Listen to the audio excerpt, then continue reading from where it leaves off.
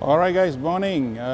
We are transitioning towards English so that we can reach a greater audience. So today what we're going to do is we're going to compare Proton X50 with Toyota Corolla Cross with Subaru XV over the other side and also Chery Tiggo 7 Pro. So let's go.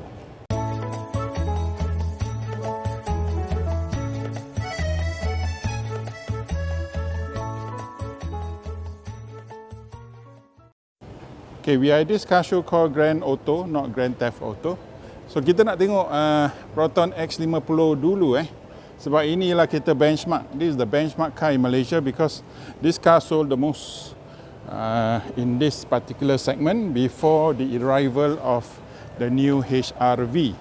So let's take a look at the price. Pricing is at starting from 86,000 for the 1.5 standard until about 126,000. So as you can see, this is a standard version, so you get very minimalist rims. You get still very nice design. You still get all these skirtings, the double layer, the carbon fiber and the matte, and also the gloss finishing. So the beauty of Proton X50 is that it comes already very handsome. Okay, if you look inside, yang spec standard memang sedih lah. Spec standard semuanya warna hitam, right? So we are going to run through the cars. We are not going to sit down and tell you stories. Please go look at our previous full reviews of each and every individual cars because we have already done so. Kita dah buat review kereta ni, so sila pergi tengok video yang lepas lah kalau nak review yang lebih terperinci. Hari ni kita nak lawan saja. So kalau kita tengok pada dashboard, if we look at the dashboard, still very nice except the top part is not in red. Spek yang rendah dia tak merah lah. So hanya spek premium dan flagship yang dapat dia punya dashboard warna merah. And ini ialah spek standard, so dia punya seat ialah speed fabric seats. Fabric seats, you still get very nice interior. So no doubt this is one of the nicest interior in this particular segment of SUV. That's why it's selling so well. Kalau boleh tengok di belakang, finishing dia semua cantik belaka. Dia finishkan dengan kulit, dia bukan dengan fabric. Walaupun seat dia ialah seat fabric, tapi dia punya tempat-tempat di mana dapat pegang semuanya ialah kulit. And then you get aircon. Kau dapat aircon vents dan ada dua USB-A. There are two USB-A. And look at the C-pillar, visibility is still not too bad. Okay, you get white or clear roof liner lah. As of boot space, you take a look at the boot space, kita tengok.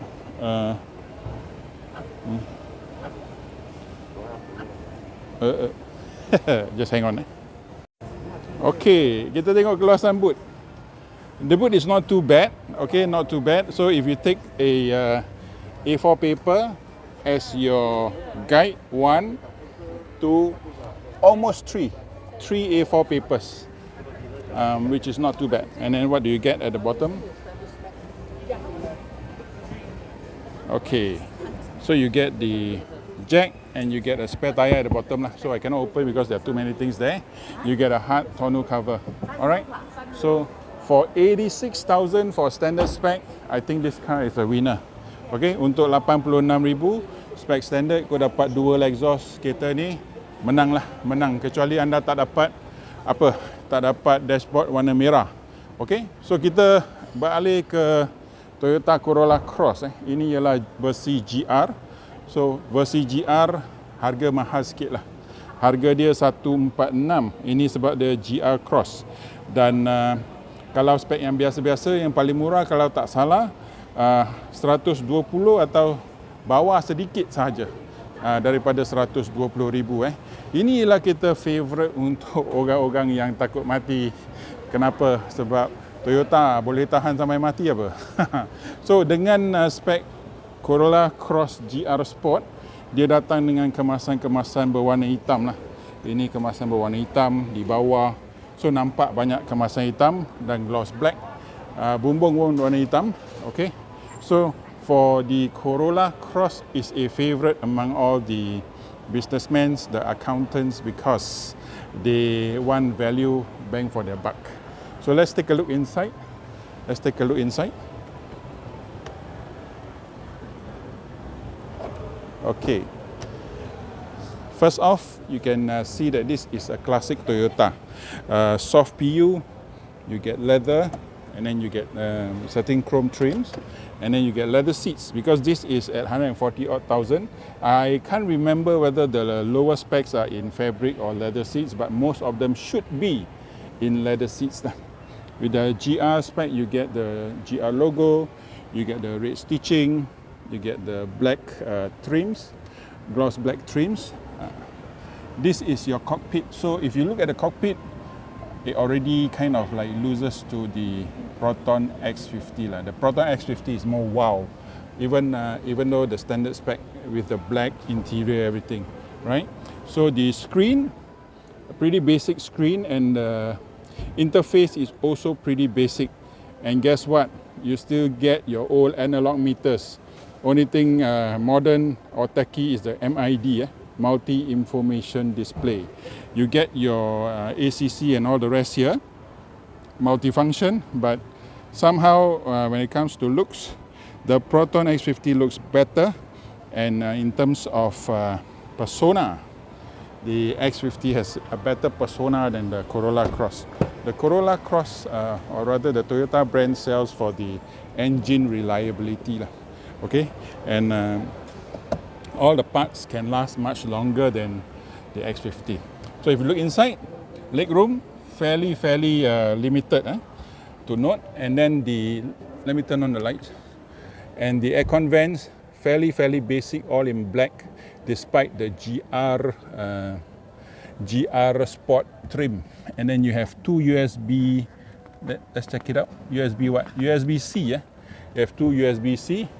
Seats are much more reclined, so you are more comfortable in the Toyota Corolla Cross, and you get, because this is a GR spec, you get a black roof liner. Okay, let's check out the back. Okay, this is the back. This is how the back looks like. Okay, the back looks nice with the gloss black and all trims. It comes with power boot. Okay, boot wise, let's check out the size. A4 paper, 1, 2, 2.5. So in terms of length, it loses to the X50 a little bit. That's surprising. That's surprising. What do you have? You get a boot tray. Okay, you get a boot tray. That's what Toyota is known for, giving out boot trays. And then you get your jack and your spare tire at the bottom. So same lah. You get a tonneau cover here. The X50 also comes with a tonneau cover. So in terms of pricing, the Toyota is more dear because of the branding and because of the positioning. So the X50 is more for first-time SUV buyers who are getting bang for their buck.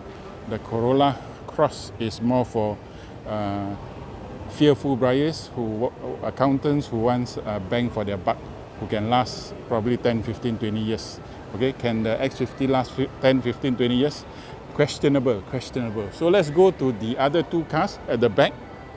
Okay, next we come to the Subaru XV. Subaru XV, this is a all-time favorite, and if you are an off-roader, you can forget all the other two cars, because this is a performer in terms of off-roader. It has X mode now, so this is the XV in GT edition.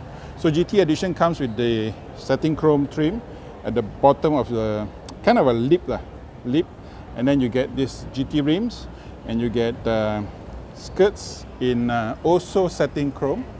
Okay, and then what is the pricing for this? This is a bit more expensive because the all-wheel drive, 156,788. Okay, let's check out the inside. Oh, orange carpet, boy. No, this under the carpet is for cross. So let's check out the trim. You get a orange color stitching. You get a carbon fiber light finishing, chrome door handles. You get very nice chrome finishing here. And let's check out the inside. Okay, the steering has got orange stitching, and Subaru is a bit more old school. So you get your analog meter, same like the Toyota Corolla Cross, but the touches on the screen is much nicer than the Toyota Corolla Cross lah. And it has a 2-tier display. There it will show you all your G meter and whatever not. Okay, you still get very manual kind of buttons and gauges, and this is very useful because you're going off-road. You're not going to touch this with your dirty hands, the screen with the dirty hands. So dia datang dengan banyak trim berwarna orange. Okay, memang sangat cantik. Kalau anda seorang off-roader, selalu masuk hutan, masuk kampung, pergi ke sungai, inilah pilihan anda. Jangan beli X50, jangan beli Toyota Corolla Cross. Semua akan terkandas di dalam hutan. Okay, you get 2 USB-A and power socket, cup holders, you get the X mode. Okay, X mode ni memang penting sebab kalau anda masuk hutan ataupun anda sedang mendaki bukit, ini akan menolong anda pacuan 4 roda. So dalaman dia berwarna cerah. So ini ialah satu video perbandingan. So saya takkan cerita panjang. Okay, the back. Okay, legroom is much better than the Corolla Cross. And seats, you sit a little bit more upright, but it's quite cushiony. So it's quite comfortable. Let's check out the boot. Okay. Okay, you get power boot, very effective, very responsive. Tonneau cover, and this is the space. Let's borrow the A4 paper and let's take a look. Okay, boot wise, this 1, 2 and 2.25 ni. So 2/1/3. So boot ini paling kecil dan paling cetek lah. Di bawah ada apa? Di bawah ada tayar ada tayar. So kalau anda nak pergi off-road, inilah kereta anda. Dia datang dengan power boot sekarang. So tak boleh disangsikan lagi. Inilah kereta pilihan kalau nak pergi off-road. Kau suka pergi camping, kau suka masuk hutan, datuk kau tinggal di Raub, Kuala Lipis, beli kereta ni. Jangan beli kereta lain. Okay, last. Chery Tiggo 7 Pro. Inilah Chery Tiggo 7 Pro. Alright, this is the newest contender in this segment in Malaysia. Chery Tiggo 7 Pro just launched a couple of weeks ago. The front is very nice. The trims are all very fancy. Lights in LEDs. This is the side profile. Because many of you do not know this car yet, please go check out my full review. And let's look at the inside of the car. Kita tengok dalaman. Kalau Tiggo 7 Pro, dia ada banyak elemen-elemen yang macam Mercedes. Tengok, door handle, ini butang-butang. Serupa macam Mercedes ni, AMG, jangan main-main. Speaker grill, sebiji macam AMG. Ini semua finishing macam Mercedes AMG. So kalau anda tak mampu beli kereta Mercedes, belilah kereta Chery Tiggo 7 Pro. Boleh rasa macam Mercedes. Ala-ala, angan-angan, siapa tahu satu hari ada rezeki, boleh jadi. So seat dia memang sangat cantik. Seat dia cushion pun boleh tahan. Kita tengok pemandangan kokpit. Pemandangan kokpit sebiji macam Mercedes A-Class lah. Jom kita masuk ke dalam. Sebab banyak muzik sedang bermain. Okay, kita zoom out. Flat bottom steering.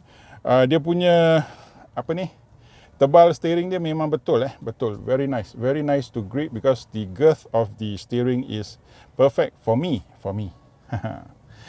Comes with fantastic screen.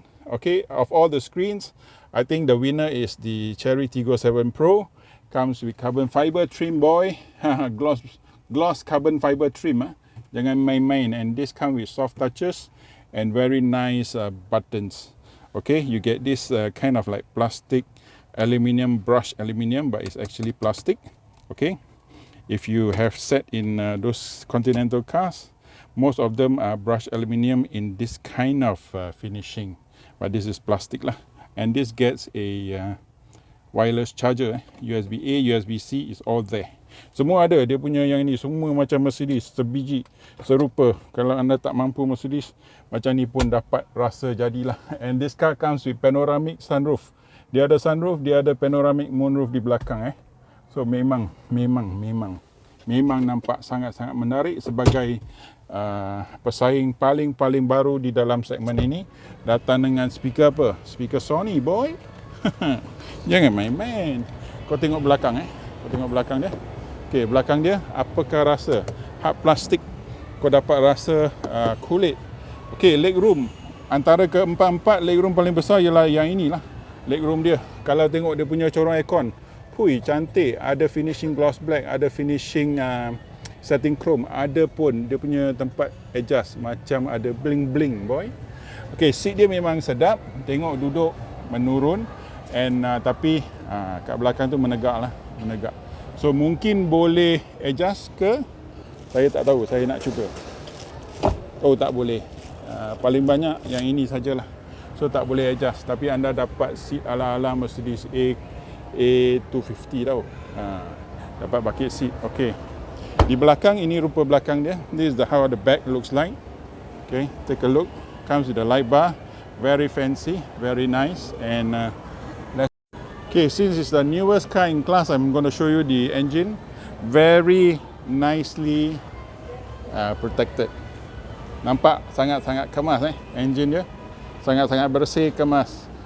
So yang susah mekanik kena buka butang dia punya skru hanya untuk servis kereta So abang pasang charger supaya kita boleh buka boot. Okey, boot sudah buka. Terima kasih abang. Jom kita tengok kita pinjam A4 paper juga. Daripada sini kita tengok apakah keluasan dia. A4 paper 1 2 2,5 lah. Yang ni 2,5. So lebih besar daripada Subaru XV, lebih kurang macam X50 dan Toyota Corolla Cross. Kita buka ke dalam. Okey, apa yang baik ialah dia punya papan yang ini lebih tebal. This cover here is much thicker than the rivals of Toyota and Subaru XV. So you take a look, you get a jack and your full size tire at the back. So this is how it looks like in the Chery Tiggo 7 Pro. Comes also with the tonneau cover. Tonneau cover. So antara empat-empat ini, kita belum tengok harga Chery Tiggo 7 Pro. Jom kita tengok. Let's check out the price first. Tengok Tiggo 7 Pro bila dah buka, dia ada ambient lighting warna merah. So dia lebih advance, lebih cantik, lebih molek lah. Berbanding kereta-kereta yang lain. Kereta-kereta yang lain semua kereta yang lama. Tak ada harga nanti. Okey, Chery Tiggo 7 Pro. Apakah harga Chery Tiggo 7 Pro? Jeng jeng jeng. Tiggo 7 Pro. Nah, ini dia. Tiggo 7 Pro nanti dia ada harga yang full. Tiggo tak ada. Okey, nanti saya tanya abang. Okey, harga dia dijangkakan di bawah 130,000 lah. So kalau dalam julat harga ini, so kita sedang bermain dengan 4 kereta dalam segmen yang sama, iaitu Subaru XV 156, Chery Tiggo Pro bawah 130,000. Kau dapat Toyota Corolla Cross 1.4 lebih. Kalau spek yang biasa 1.2 lebih dah boleh dapat. And then kau dapat Proton X50 daripada 80,000 lebih sampai ke 120,000 lebih. So antara empat-empat kereta ini saya bagikan rumusan. Kalau anda seorang yang muda, anda nak kereta yang teknologi tinggi, anda beli X50 ataupun Chery Tiggo 7 Pro. Sebab dia punya kereta memang banyak teknologi lah. Okay, so kedua-dua kereta ini buatan China. Dia punya finishing, dia punya exterior, dia punya interior dashboard, semua nampak memang cantik mengancam. Tapi persoalan dia ialah, adakah dia boleh tahan lasak 5, 10, 15, 20 tahun seperti kereta-kereta yang proven seperti Toyota Corolla Cross, seperti Subaru XV. So itulah persoalan yang anda harus faham. So Uncle akan buat satu kenyataan yang agak macam mana? Yang agak Okey, Uncle akan buat satu kenyataan yang agak garang sebab banyak orang muda beli kereta, dia tak fikir pasal resale value. So banyak orang akan kata, "Elah Uncle, tengok kereta, tengok resale value." Okey, tak apa. Kau beli kereta, kau ambil loan 90%, kau bayar 10%. Ambil 9 tahun, lepas 5 tahun kau mesti datang nak tukar kereta. Kau nak tukar kereta, belum kau tukar kereta, kau kena bayar 20, 30, 40 ribu untuk tutup kes ataupun pinjaman bank. Masa tu baru kau tahu rasalah kenapa Uncle selalu cakap pasal resale value. So kalau korang tak percaya tak apa, kau cuba lepas 5 tahun kita tengok macam mana. Kau sakit tak? Okey, itu yang pertama. Kedua ialah Orang-orang yang tua selalu akan fikir tentang kelasakan enjin walaupun teknologi kalah.